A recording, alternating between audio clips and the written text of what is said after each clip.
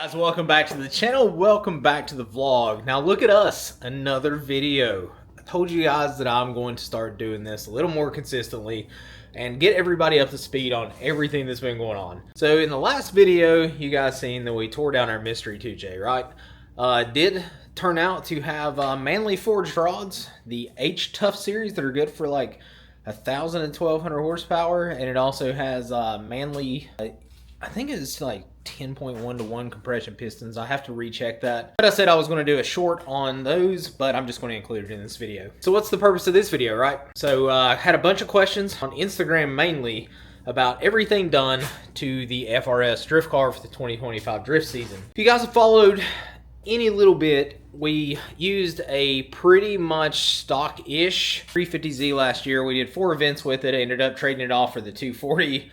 And that was a whole ordeal. So I decided to go a little bit overboard this year. I've put a ton of sim time in. I was really getting the hang of driving in the 350. But the original goal when I was going to start drifting was to drift a ZN6, an FRS BRZ chassis. Something about these cars, I really like them. And apparently everybody's kind of jumping on that as well. I've seen that Jimmy Oaks and his gang all have ZN6s now, which all of their content is actually helping me finish mine because they have way more resources than I do, and it's nice to kind of see what they're doing because they're kind of doing more of a grassroots style build as well. So this video, I'm going to go front to back, everything that we have done with the FRS, including, I will leave a price breakdown for the end because we're not there yet, and I've already spent a ton of money on this car.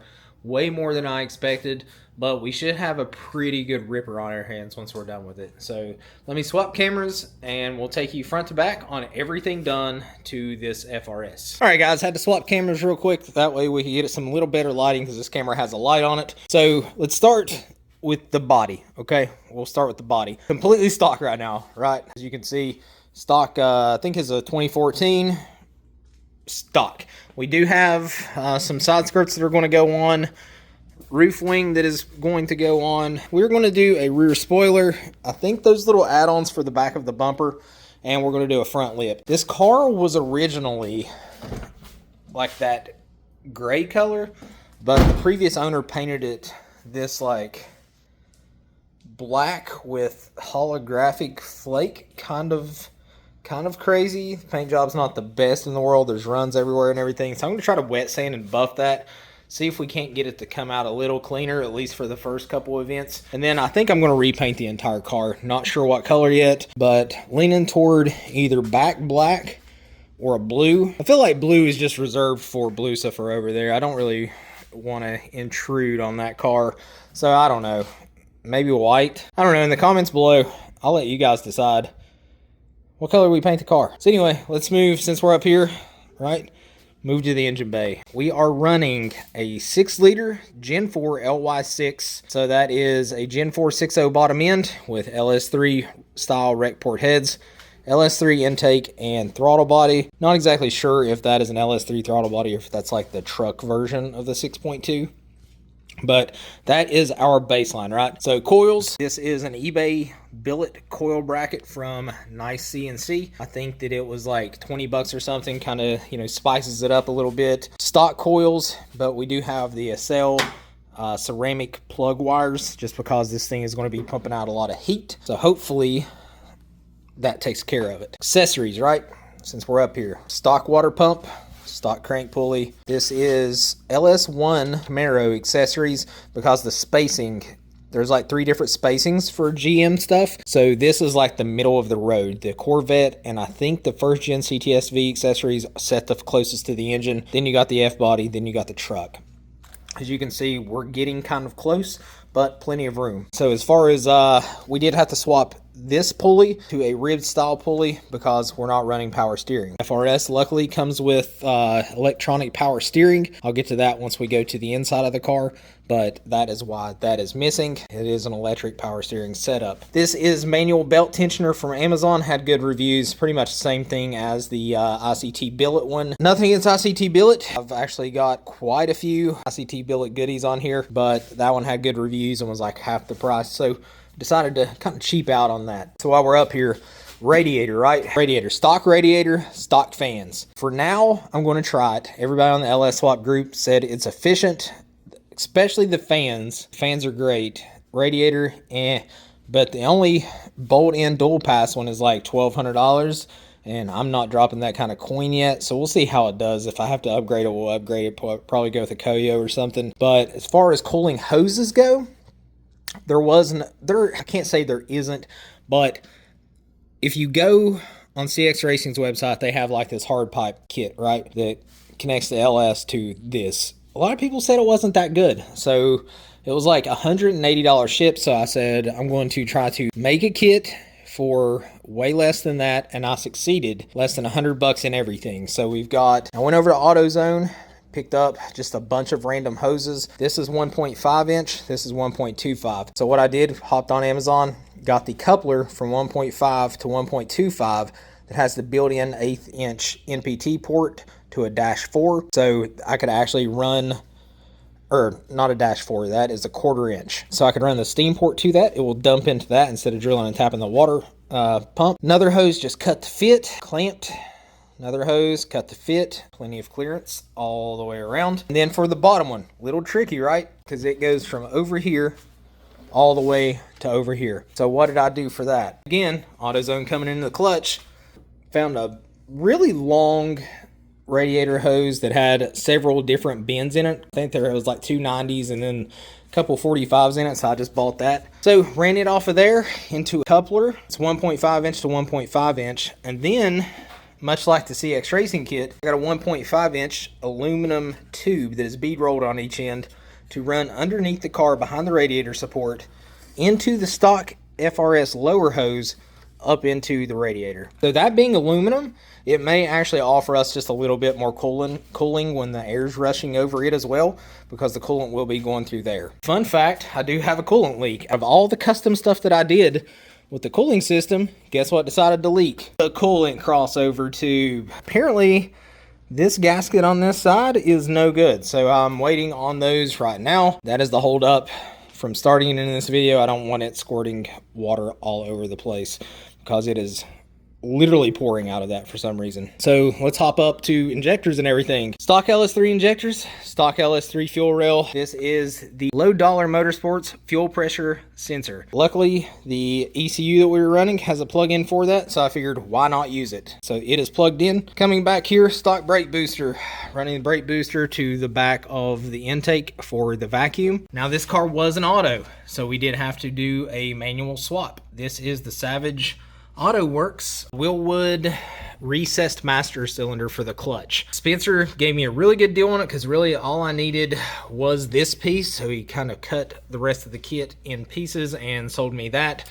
Came with the clutch reservoir. It is mounted over here on this little bracket that I made to kind of keep things tidy. I will have to unbolt that and hold it up to gravity bleed that thing because the hose does run down and around, but after it is, you know, full and bled and everything, shouldn't have any issues. Let's go down to headers. Sticky makes a set of headers, CX Racing makes a set of headers, and I think Vorschlag makes a set of headers. All of those are not a budget-friendly option, and as much money as I spent on this, I was trying to not really cut corners, but buy more budget-friendly things. So the next thing up is the remote oil filter adapter kit. So I didn't really buy a kit. I bought one off of Summit just because it was black. Luckily, I had a brand new in the box catch cam with -10 hoses, so I actually made -10 AN lines to fit that runs behind the engine mount and back to the ICT billet like sandwich plate that goes onto the bottom of the Canton front sump, because you do have to convert this LS to front sump, and I ran the Canton front sump pan. I do have to get a dipstick to fit that. Haven't found one yet. I guess I'm just going to order that Canton one. It's just kind of ugly, but that is what it is. Now, engine mounts, right? Like I said, we did some ICT billet, and the engine mounts was one of them. I was trying to not buy the Sicky kit and to make a kit that was similar but cheaper, and kind of succeeded on that. So did the ICT billet mounts, and they don't make a trans mount, but I ended up with the CX Racing T56 transmission mount that I modified to fit the trans that we're going to be running. So I think that's it for the engine bay. as far as oh, and then if we come over here, we've got the ABS delete from GK Tech. We are going to be running an inline hydro, and this just makes it a little bit easier. So the lines was on back order. I actually just got those in. So in the next video or two, we'll be plumbing that up and bleeding the system and making sure that that works. But other than that, I think that is it on the engine bay. If I forget anything, I'll come back to it later in the video. But like I said on the styling, these headlights I'm going to run for now. They're in bad shape, but it's just not in the budget to replace them right now. I think those are the VLANs. I don't know exactly what you call them, but they work and they'll serve the purpose for the first event or two to shake this thing down. We are going to be doing hood pins, like the push button type, just because how that fell, I had to trim this piece that the hood latch falls on, but I'm going to go ahead and just take that completely off and free that room up just in case we need it for something. I do have to make the cold air intake, but I'm waiting on the coupler to come for that and we'll be done with it. So moving to the front suspension, we are running Faction Fab V2 coilovers. Had a good deal on them on Black Friday, so I went ahead and grabbed a set. They were marked down from $1,200 to $600. So I grabbed a set, 10.5K spring rate front and rear, should serve the purpose. And then we went with the GK Tech V3 bolt-on angle kit with longer tie rods. For the GK Tech bolt-on angle kit on the ZN6, they say you need 15 millimeters of engagement. Well, you barely have that with the stock tie rod, so it's easier just to do that. But I'm gonna have to raise it up because that's the ride height even without any pressure on it. Set that heavy iron block on top of it. It's gonna shove my wheel up into the fender. So let me take you to the interior. So this is the current interior. I'm putting the rear seats back in. I'm gonna try to put as much interior back in this car that I can. Did a pretty good job. Once I show you exactly what we did, you'll kind of understand why I'm kind of happy that it looks as good as it does. So if you paid attention, I didn't mention it, but there's a big open spot right here. Fuse box is gone. Battery's gone. All of the wiring in the engine bay, other than coming from the ECU, is gone because I gutted all of the wiring in this car and I completely redid it myself. Wiring has always scared me to death, so I figured no better time than now to learn it. Luckily, my father is a great electrician, so I ran everything by him, and he helped me tremendously as far as rewiring this car. So none of the buttons work anymore, but that doesn't mean that we don't have power windows and everything. Coming in here, this is our main switch panel. There was a HVAC control there. We do not have that anymore. Took all of that out, so now this is our power switch. That is our main power to our chassis stuff. And if you listen, that is our main ECU power that powers everything else. Push button start, so the key start does not work anymore. And if you will notice, we do not have a stereo where the stereo used to be. But again, does not mean we don't have a stereo. So I got this off of Amazon. It is the Mic Tuning 12 button box that I have actually back in here behind the dash. I'll take you down there in a second and show it to you. But this is the functions we have so far on it. Kick that on. Power windows. We have wipers that I'm not going to turn on because they'll throw the catch can somewhere. Headlights that also has the DRL. And high beams. Then we have this little button, stereo. So I left the factory speaker wiring, tapped into it, ran it over to a 500 watt amp that we put behind this. And then we got a Bluetooth receiver from a side-by-side stereo, put it in there, so it's all controlled from my phone. Coming to here, obviously not a stock shifter. This is an AR5 transmission from a Polaris Slingshot that we bolted a JZX 110 shifter housing onto with the JZX 110 shifter. Momo shift knob, everything works pretty daggone good. Transmount still isn't in. It almost fell perfectly in the middle, so it let me retain pretty much everything around it. And then we have the GK Tech inline hydro, like I was telling you. No gauges over there, right? What are we doing? I ordered the PowerTune 7-inch digital dash with the Mako Motorsports, I think, surround. So it'll actually bolt right in. It's compatible with our ECU, and it should give us all the functions that we need, and it will display everything that the ECU is seeing. So that's kind of a win-win. It's not here yet. It's on its way from Australia. I ordered it, I think, like December 21st. This is January 21st, but apparently they took a break for the holidays, was not doing any kind of production. So it kind of put it behind, but it should be here. It landed in the United States at some point because the Australian tracking number doesn't show anything. So I'm sure you've seen the Haltech stickers kind of everywhere. What are we doing? What are we running? So I've got the ECU mounted up there. I trimmed the back of the glove box, that way everything would shut and all of the extra wiring that we need, tuning cable and everything, is in here. But we are running Nexus Rebel LS. So it's pretty much a plug and play ECU for the LS that Haltech came out with. Really simple. Whenever I plugged everything up, ran the pink wire to ignition that has to stay 12 volts even when cranking. Remember that. Went through the quick setup thing on the laptop with the NSP software.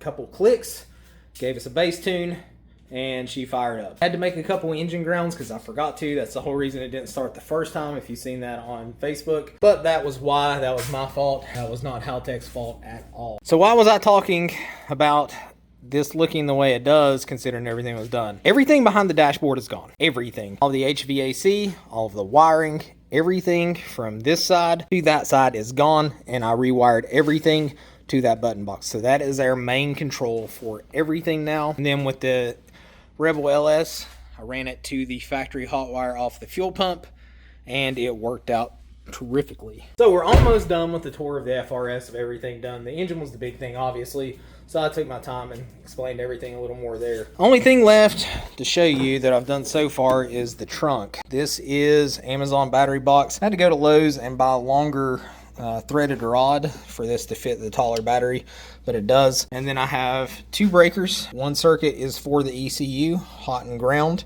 and then one is for all of the chassis connections, and the ground for it is going to there. All right, guys, so that is pretty much the overview of where we're at on the FRS. So I'm going to start filming the everything in sections as we go. I wish I would have filmed everything to this point, but I was just trying to get it done because the car was outside at the time and I was trying to beat the weather. Unfortunately, I did not beat the weather, so I kicked out the 370Z, brought it in here, and I've been trying to finish it. My cousin CJ, that you'll see in a bunch of vlogs from here going forward, helped me tremendously on getting the engine in, but we're 45 days from today to the first event. So we have actually 41 days. So we have less than 6 weeks to finish this car, take it to Eric Jarvis, which is my Haltech dealer, to get it tuned, and then get this thing to Salem, Indiana for the shakedown. Things that we have to do. We have to do the rear coilovers. We have to do the transmission mount. I was going to do diff risers, but I don't think I'm going to slam it. So we should be okay with our axles. I have to bolt in the passenger seat,